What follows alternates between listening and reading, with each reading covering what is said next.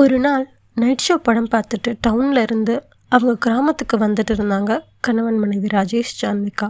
அப்போது மனைவி ஜான்விகா ராஜேஷ் கிட்ட, ஏங்க இந்த வீடு தானே ஒதுக்குப்புறமா 10 வருஷமாக பயன்படுத்தாத பேய் வீடுன்னு சொல்லுவாங்க, ஏங்க இந்த வழியில் வந்தீங்க, எனக்கு ரொம்ப பயமாக இருக்குது அப்படின்னு ஜான்விகா சொன்னான். பயப்படாமல் அமைதியாவா, இப்போவே ராத்திரி மணி 1:30 தாண்டிடுச்சு, இந்த வழியில் போனால் 1/2 மணி நேரம் முன்னாடியே வீட்டுக்கு போயிடலாம் அப்படின்னு ராஜேஷ் சொன்னான். ஜான்விகா பயந்துக்கிட்டே கணவனை பிடிச்சிட்டு அங்கேயும் இங்கேயுமா பார்த்துட்டே வந்தா.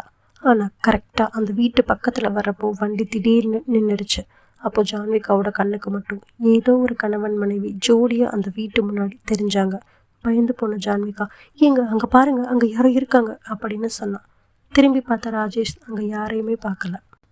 அங்கே யாருமே இல்லை, நீயா சும்மா ஏதேதோ கற்பனை பண்ணிக்காத, பேசாமல் இரு அப்படின்னு ராஜேஷ் சொல்லிட்டு வண்டியை மறுபடியும் கிக் ஸ்டார்ட் பண்ணி ட்ரைவ் பண்ண ஆரம்பித்தான். அவங்க வீட்டுக்கு போய் சேர்றதுக்குள்ள நிறைய தடங்கள் ஏற்பட்டுச்சு. ஆனால் ராஜேஷ், இதெல்லாம் யதார்த்தமாக நடக்கிற விஷயம், இதில் எந்த ஒரு அமானுஷமும் இல்லை, பேசாமல் படுத்து தூங்கு அப்படின்னு ஜான்விகாவை சொன்னான். அதுக்கு ஜான்விகா, நம்ம நைட் ஷோ போயிருக்கவே கூடாதுங்க அப்படின்னு புலம்பிட்டேவும் பயந்துட்டேவும் தூங்கினான். சரியாக 3 மணி நள்ளிரவு. தூக்கம் வராமல் ஜான்விகா முழிச்சா. பார்த்தா கதவு திறந்துருந்துச்சு. எப்படி மூடின கதவு திறந்துச்சு அப்படின்னு கதவை மூட போனா ஜான்விகா. அப்போ தான் தன்னோட வீட்டு வாசலில் யாரோ ஈரமான காலில் நடக்கிற மாதிரியான அச்சு இருந்ததை பார்த்து ஜான்விகா கத்த ஆரம்பிச்சிட்டா. என்னங்க அப்படின்னு கத்தி ராஜேஷை எழுப்பினான். ஜான்விகா நடந்ததையெல்லாம் சொல்லி காமிச்சான். ஆனால் ராஜேஷ்க்கு எந்த ஒரு கால் தடமும் அங்கே தெரியலை.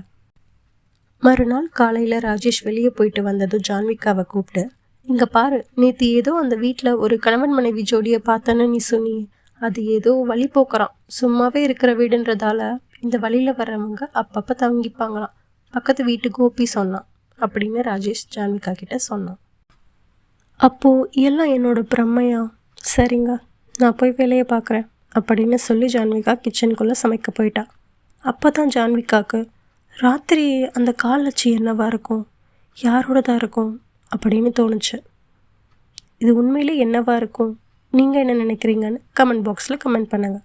இதே மாதிரி சுவாரஸ்யமான கதைகளுக்கு நம்ம தமிழ் ஸ்டோரிஸ் சேனலை சப்ஸ்கிரைப் பண்ண மறந்துடாதீங்க. பாய்.